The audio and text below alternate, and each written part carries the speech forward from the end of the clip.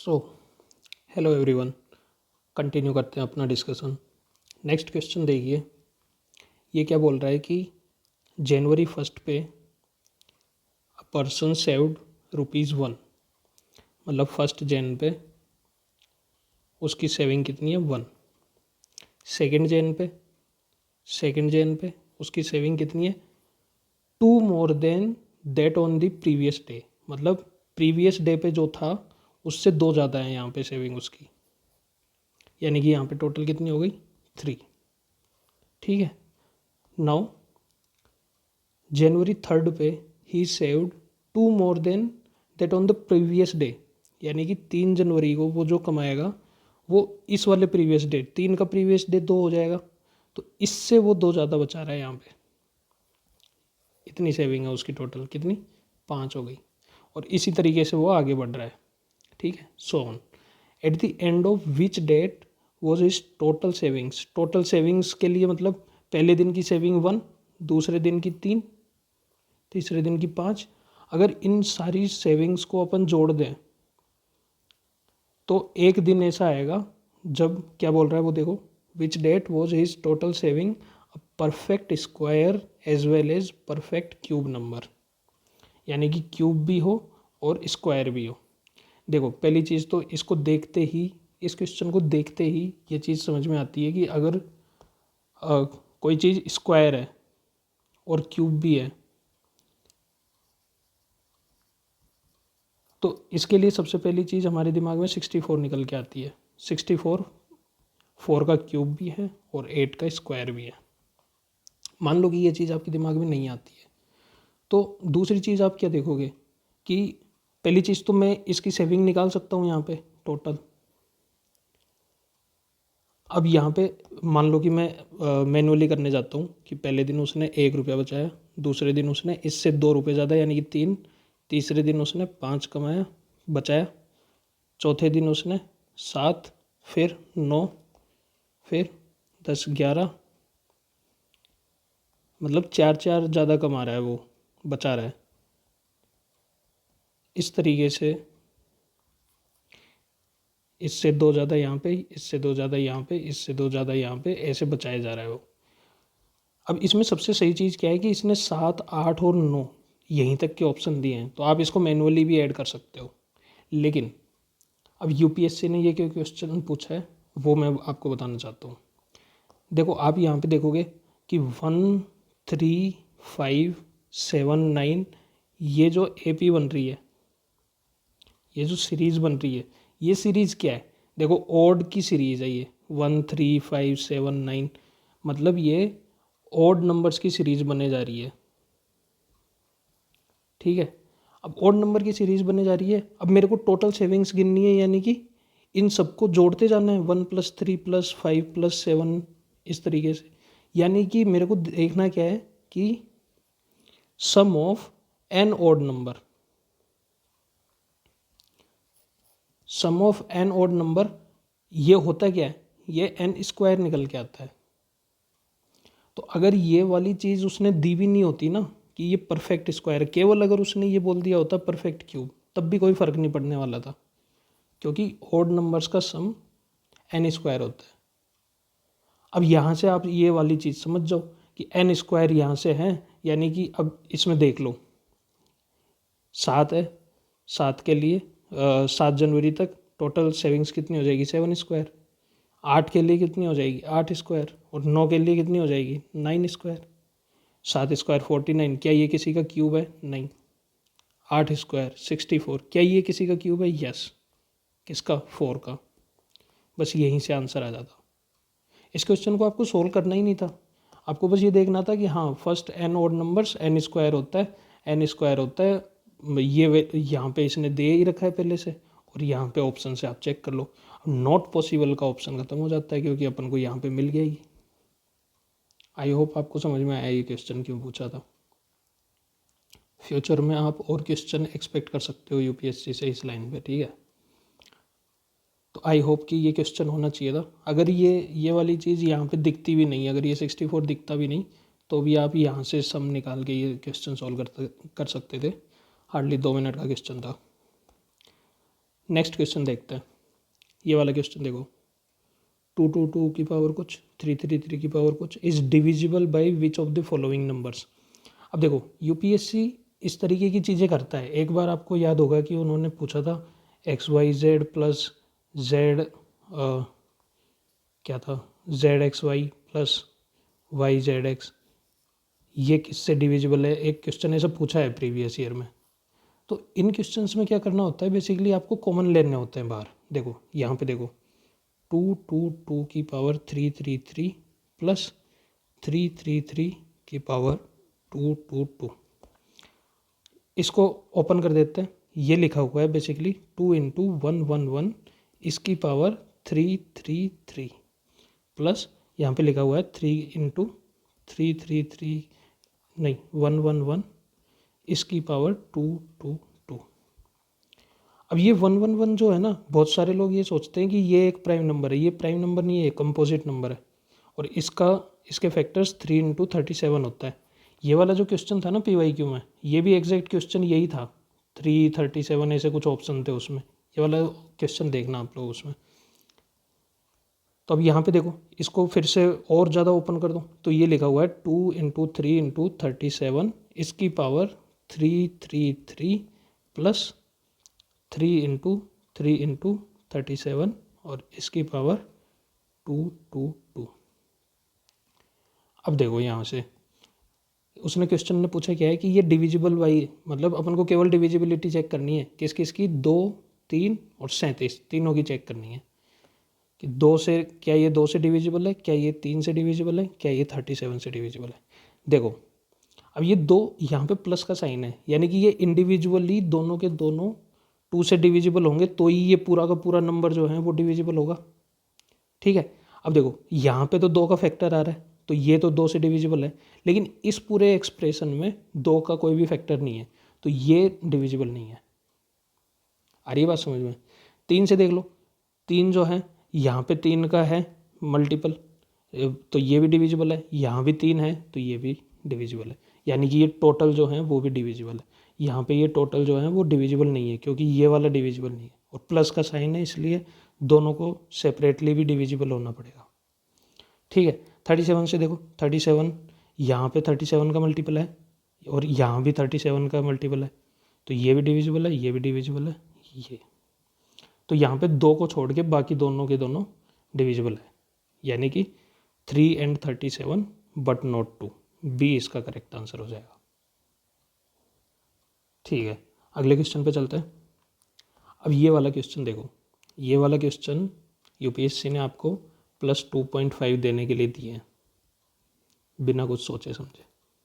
देखो इसने क्या पूछा है कि what percentage of water must be mixed with Honey so as to gain 20% by selling the mixture at the cost price of honey. इसने क्या बोला है कि यहाँ पे कोई कॉस्ट प्राइस है यहाँ पे, और यहाँ पे उसको बेचने के बाद में ये सेलिंग प्राइस पे बेचता है। अब उसको यहाँ पे 20% का गेन चाहिए। मान लो कि उसकी कॉस्ट प्राइस स्टार्टिंग में 100 थी, अब उसको बेचना है 120 पे, +20% है ना। अब मेरी एक बात समझो कि अगर आपके पास में कोई एक चीज़ है, अगर आपको टोटल 20% का उस पर बेनिफिट चाहिए, 20% गेन करना है, बढ़ाना है, तो इसके 2 ऑप्शन हो सकते हैं। या तो आप उसकी प्राइस जो है ना वो 20% बढ़ा दो। मान लो कि कोई चीज़ 100 रुपये की थी, मैंने उसको 120 कर दिया, तो यहाँ पे मेरा गेन कितना हो गया, +20%।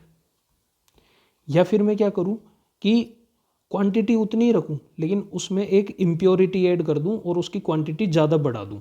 मान लो कि जैसे कि 100 लीटर दूध है मेरे को बेचना है, लेकिन मेरे को इस पर +20% का गेन चाहिए, तो मैं क्या करूँगा, इसमें कितना पानी मिला दूंगा, इस 100 लीटर में ये 120 लीटर बना दूंगा, इसको 20 लीटर पानी मिला दूंगा, तो अब मेरे को प्राइस तो 120 लीटर दूध का मिलेगा ना।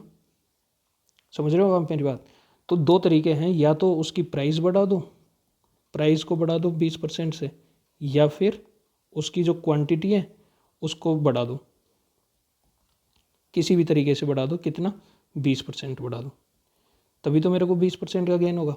और क्वेश्चन में क्या दे रखा है कि at the cost price of आनी, मतलब कॉस्ट प्राइस, ये प्राइस तो अपन को सेम रखनी है, प्राइस अगर अपन को सेम रखनी है तो दूसरा ऑप्शन अपने पास क्वांटिटी बढ़ाने का ही बचता है, और वो भी कितना, 20%। ए आंसर फ्री के 2.5 मार्क्स। चलिए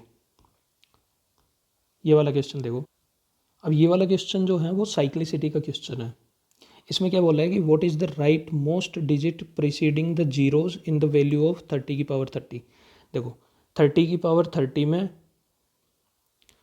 यहाँ पे अपन को 10 दिख रहा है, 3 इंटू 10 इसकी पावर 30, और ये लिखा हुआ है 3 की पावर 30 इंटू 10 की पावर 30, यानी कि ये तो सारे के सारे जीरो बन जाएंगे। मान लो कि ऐसे कोई भी एक डिजिट आ जाएगा 2 4 5 6, फिर 0 0 0 0 0 0। तो इसने क्या बोला है कि राइट मोस्ट डिजिट अपन को निकालना है जो कि जीरो के जस्ट पहले आता हो। ये राइट मोस्ट डिजिट निकालना है जो कि जीरो के जस्ट पहले आता हो, यानी कि यहाँ पे ये वाली चीज़ निकालनी है। तो ये जो जीरो वाले जो टर्म्स है इनको तो हटा दो, इनसे तो अपन को मतलब ही नहीं है। अब जो ये बच गया है ना 3 की पावर 30, इसका जो यूनिट डिजिट होगा वो यूनिट डिजिट ही तो ये होगा राइट मोस्ट। ठीक है, तो अपन को निकालना क्या है, 3 की पावर 30 का यूनिट प्लेस निकालना है। अब यूनिट प्लेस निकालने के दो तरीके, एक तो आप साइक्लिसिटी चेक कर लो कि आपको पता है कि 3 जो है उसकी साइक्लिसिटी 4 होती है, मतलब अगर 3 4n प्लस 1 हो तो उसका यूनिट डिजिट निकल के आता है 3 3 4 3 की पावर 4n प्लस 2 हो तो यहाँ पे निकल के आता है 9, 3 की पावर 4n प्लस 3 हो तो ये निकल के आता है 7, और 3 की पावर 4n हो तो यूनिट डिजिट निकल के आता है 1। ये साइक्लिसिटी होती है। तो आपको यहाँ से ये सीधा सीधा दिख जाएगा कि ये लिखा हुआ है 4 इंटू 7 प्लस 2, 4n प्लस 2 के फॉर्म में लिखा हुआ है, तो सीधा सीधा आंसर हो जाएगा यूनिट डिजिट 9। यहाँ पे यूनिट डिजिट 9। दूसरा एक और तरीका है, एक और तरीका मैं आपको बताना चाहता हूँ यूनिट प्लेस निकालने का।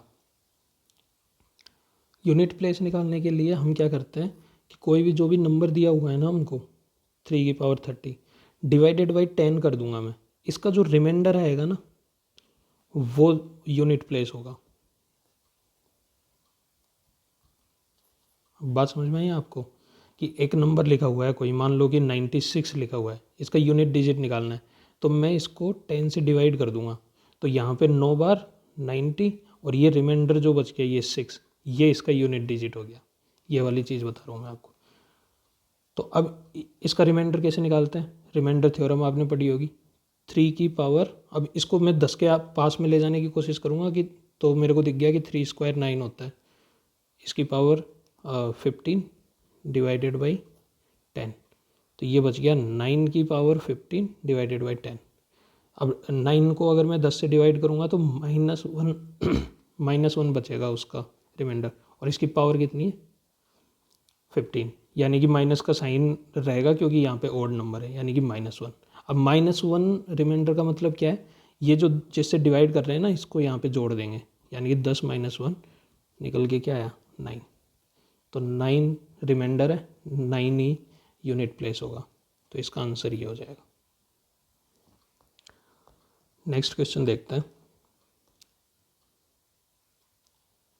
ये वाला क्वेश्चन देखो, देखो यूपीएससी ने 2 क्वेश्चन पूछे हैं, दोनों ये वाला और इसका अगला वाला, दोनों एक ही लाइन पे क्वेश्चन है।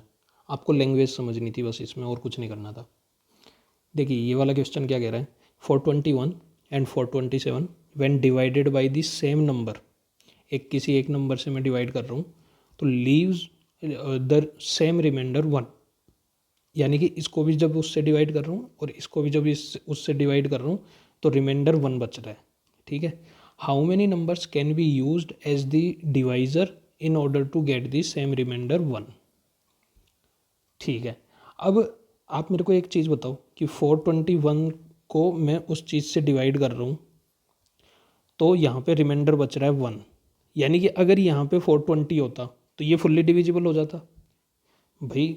जैसे कि मान लो कि 13 है, 13 को मैं 3 से डिवाइड कर रहा हूँ तो ये कितना निकल के आया 4 बार 12, और इसका रिमाइंडर बचा 1, यानी कि अगर 13 में से मैं इस रिमाइंडर को घटा दूँ, 13 में से मैं इस रिमाइंडर को घटा दूँ तो ये जो 12 आएगा ये तो 3 से डिविजिबल होगा ना पूरा का पूरा।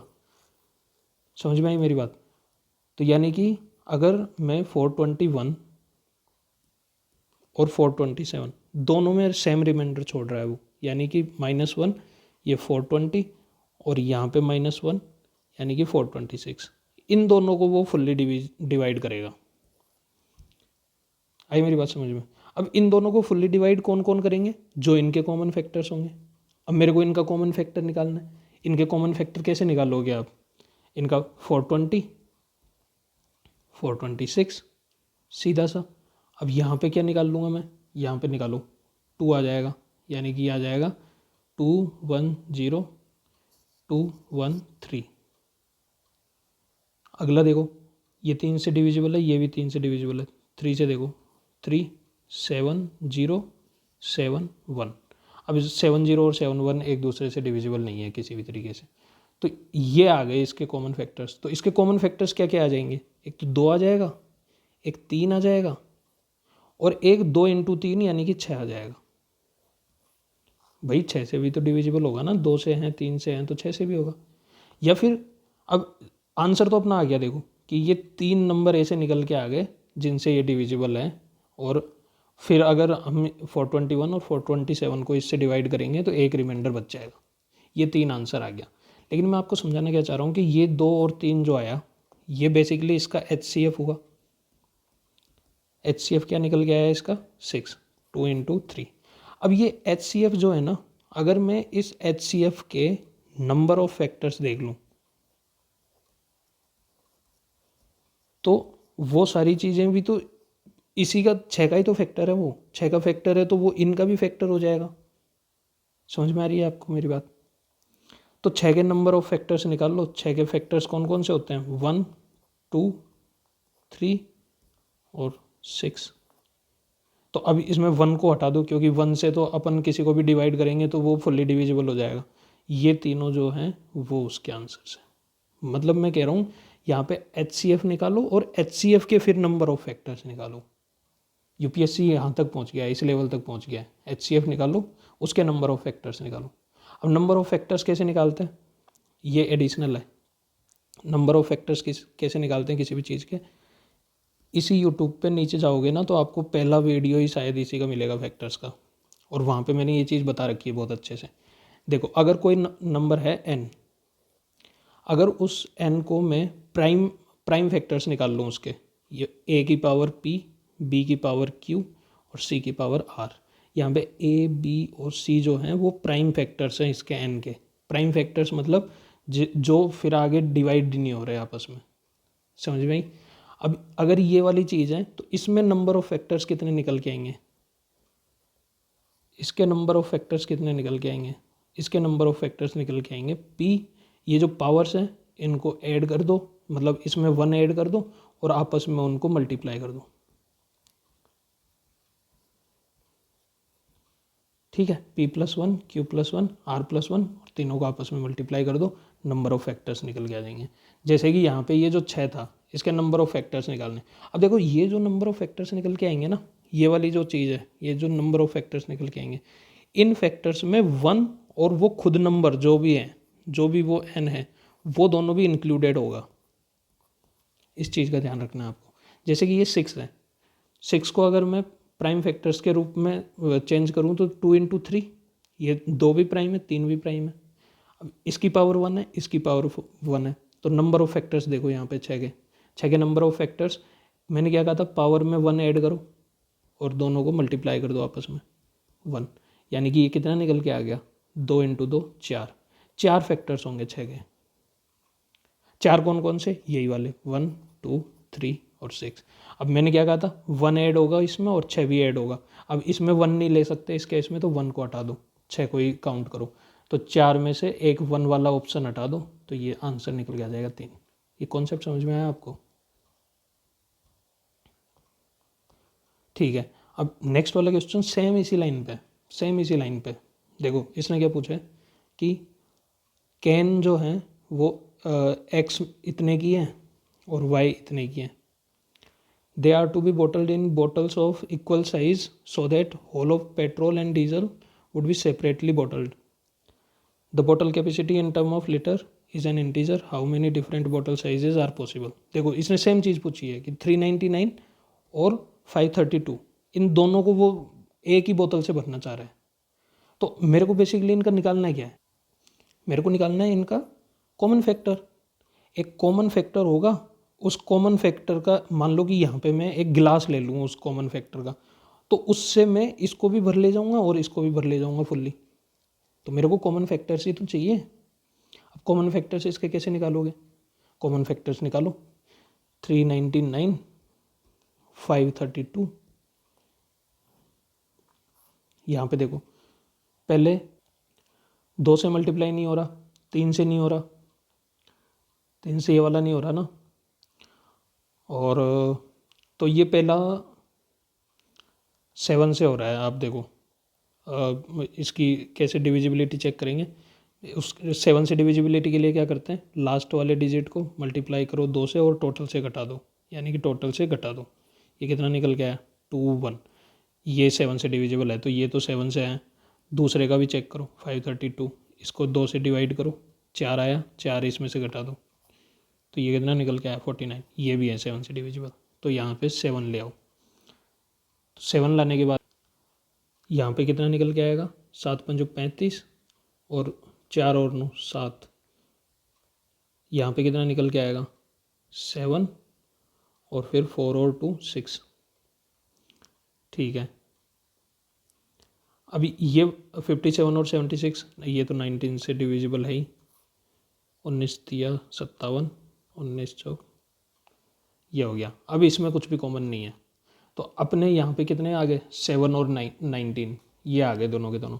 अब या तो इसका सीधा सीधा क्या निकाल दो, इसका सीधा सीधा ये निकाल दो कि 7 19 7 इंटू 19 और 1 तो हमेशा होता ही है, तो ये निकल के कितना आ गया 4। तो आंसर तो यहीं से आ जाएगा। यूपीएससी अभी इस फॉर्मूले पे भी नहीं जा रहा है, लेकिन कॉन्सेप्ट क्लियर होना चाहिए। अब यहाँ पे अगर आप मान लो कि 1 को भूल जाते हैं तो आप इसका आंसर 3 मार्क कर देते हैं, वहीं पे गलत हो जाता। मैं आपसे क्या कह रहा हूँ कि ये 7 इंटू 19 ये इसका HCF निकल के आ रहा है। HCF कितना निकल के आ रहा है 7 इंटू 19।